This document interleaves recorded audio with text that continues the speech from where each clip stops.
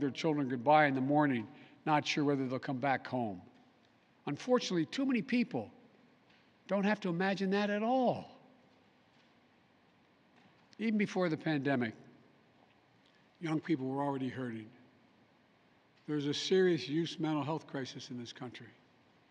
We have to do something about it. That's why mental health is the heart of my unity agenda that I laid out in the State of the Union address this year. We must provide more school counselors, more school nurses, more mental health services for students and for teachers, more people volunteering as mentors to help young people succeed, more privacy protection and resources to keep kids safe from the harms of social media. This unity agenda won't fully heal the wounded souls, but it will help. It matters. I just told you what I'd do. The question now is, what will the Congress do? The House of Representatives already passed key measures we need. Expanding background checks to cover nearly all gun sales, including at gun shows and online sales. Getting rid of the loophole that allows a gun sale to go through after 3 business days, even if the background check has not been completed. And the House is planning even more action next week. Safe storage requirements, the banning of high-capacity magazines, raising the age to buy an assault weapon to 21, federal red flag law, codifying my ban on ghost guns that don't have serial numbers and can't be traced, and tougher laws to prevent gun trafficking and straw purchases. This time, we have to take the time to do something. And this time, it's time for the Senate to do something. But as we know, in order to get anything done in the Senate, we need a minimum of 10 Republican senators. I support the bipartisan efforts that include a small group of Democrats and Republican senators trying to find a way. But my God, the fact that the majority of the Senate Republicans don't want any of these proposals even to be debated or come up for a vote, I find unconscionable. We can't fail the American people again. Since Uvalde, just over a week ago, there have been 20 other mass shootings in America, each with 4 or more people killed or injured, including yesterday at a hospital in Tulsa, Oklahoma.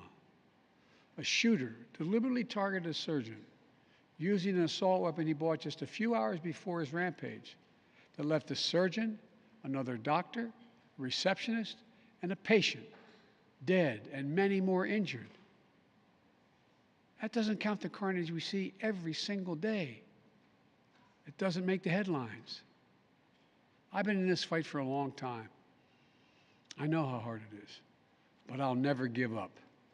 And if Congress fails, I believe this time a majority of the American people won't give up either.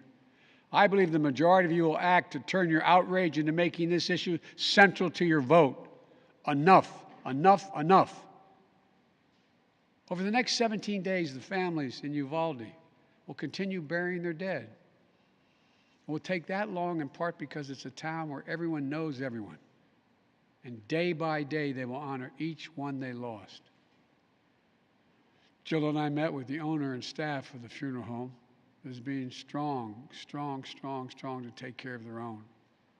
And the people of Uvalde mourn as they do over the next 17 days. What will we be doing as a nation? Jill and I met with the sister of the teacher who was murdered and whose husband died of a heart attack 2 days later, leaving behind 4 beautiful orphan children, all now orphaned. The sister asked us, what could she say? What could she tell her nieces and nephews?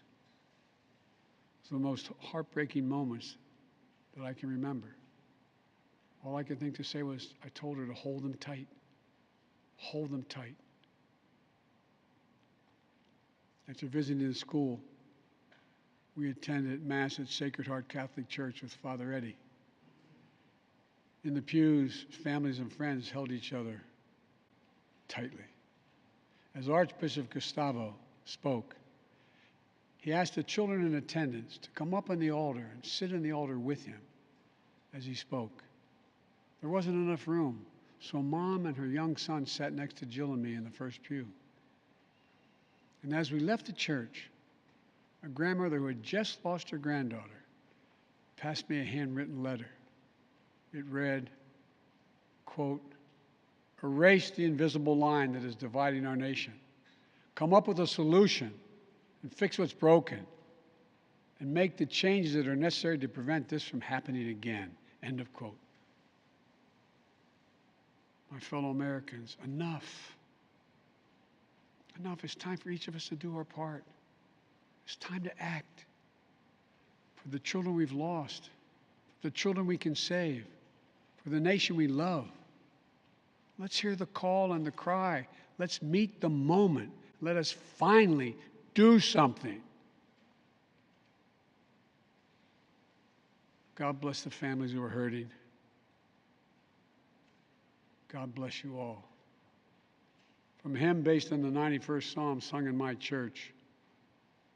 May he raise you up on eagle's wings and bear you on the breath of dawn, make you to shine like the sun and hold you in the palm of his hand. That's my prayer for all of you. God bless you.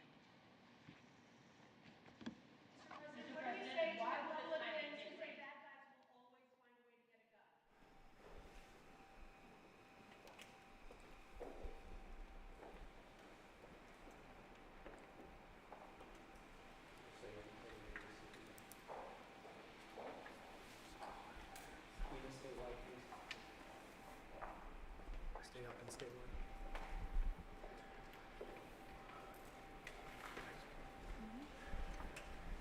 Is it clear? You too. Melissa, are you stable and wide? Yeah, I'm on the flare. We're gonna hold your shot for just a second.